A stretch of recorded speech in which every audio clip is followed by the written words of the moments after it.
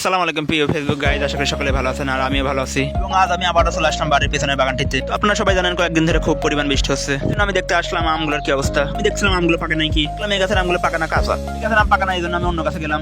তো আপনারা সবাই জানেন এই সময় আমের সিজন চলছে, মূলত এই সময় আমগুলো পাকে। তো গাছের কাছে দেখলাম কয়েকটি আম মাটিতে পড়ে রয়েছে।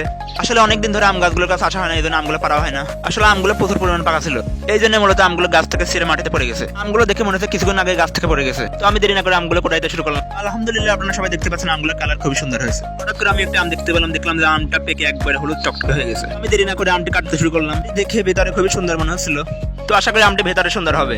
তো এই আমটির চোষা একবারে পাতলা ছিল।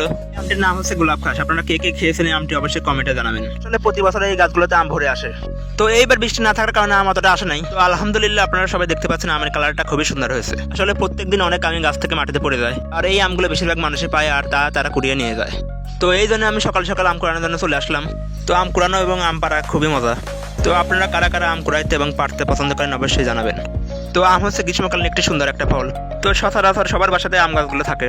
তো আলহামদুলিল্লাহ, আমের কালারটা দেখতে পাচ্ছেন খুবই দারুণ, অসাধারণ। তো আমার হঠাৎ করে গাছের দিকে চোখ পড়তে গাছে একটি পাখির বাসা দেখতে পেলাম।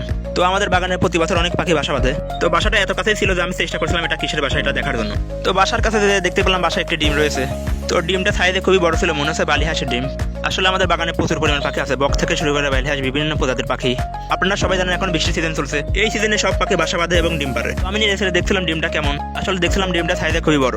তো আমি দেরি না করে ডিমটির বাসা আবার থুয়ে দিলাম। তো প্রিয় গাইজ, এই হচ্ছে আজকের এই ভিডিওটি ভালো লাগলে অবশ্যই আমার ফেসবুক পেজটিতে লাইক, কমেন্ট এবং শেয়ার করুন ইনশাআল্লাহ। আল্লাহ হাফেজ, আসসালামু আলাইকুম রহমতুল্লাহ।